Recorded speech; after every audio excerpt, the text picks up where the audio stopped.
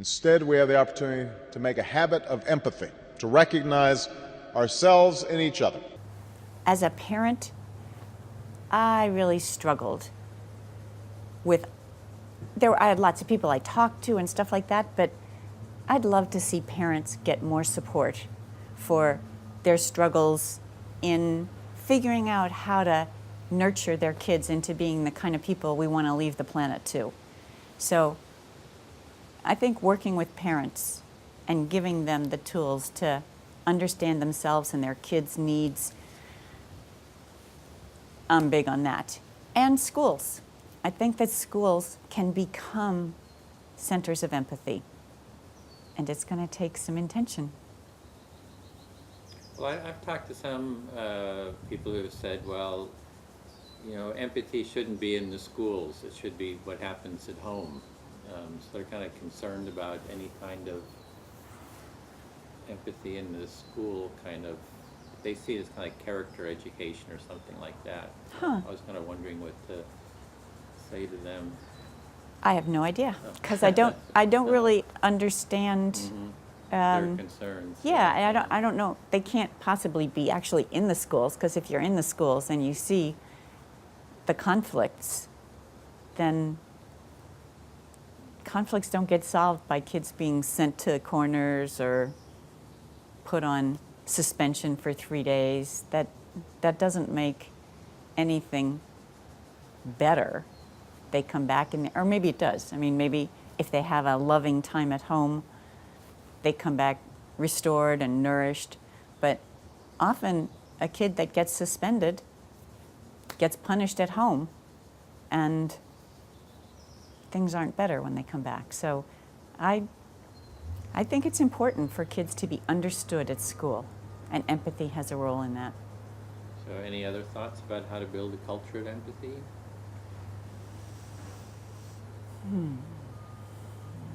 Support for parents, it sounded like, and kind of education was the first things. Well, I know I get stirred up sometimes when I read things like letters to the editor that are full of blame.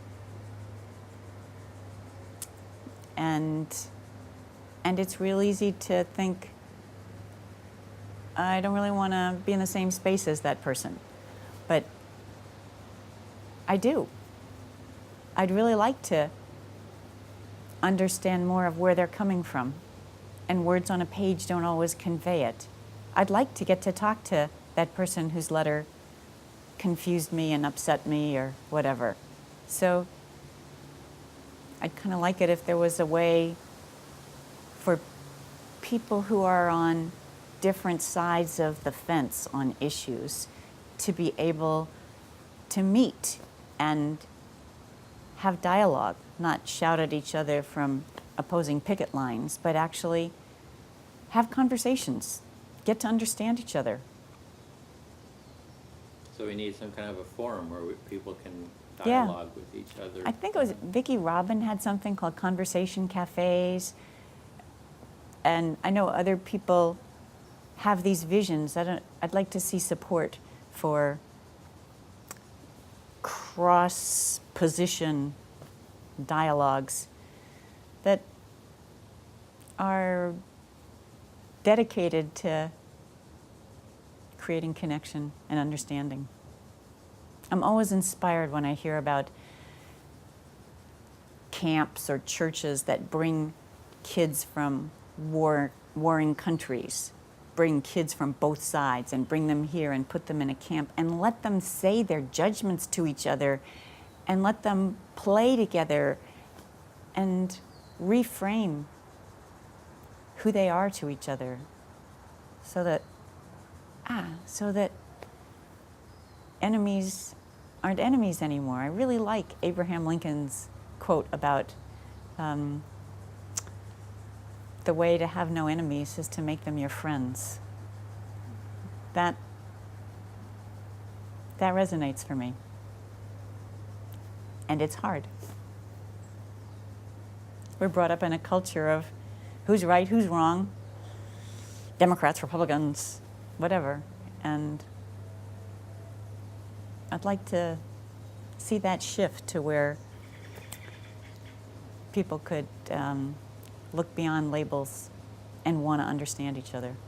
So it sounds like we need some kind of social structures where we can kind of bring people together and get them dialoguing on an ongoing basis. Yeah. Maybe on television or something. Yeah, you know. Instead, like the opposite of what happens on television now. Rabid, rabid, rabid. Rabid, rabid, rabid. You know, how about respectful conversations where nobody's trying to out-talk the other or convincing? Convincing isn't listening. Yeah, I think on television it's like this desire for drama. Yeah. You know, it's like people kind of feed off of that drama, and I don't know if everybody agreeing or coming together is that. I think it's more dramatic, actually. I mean, really, when I think about movies that move me or touch me, it's not loud and critical and insightful and analytical, but it's really alive. So. Yeah, those are the kind of movies I like too. So. See the world through other people's eyes. Now, empathy is a quality of character that can change the world.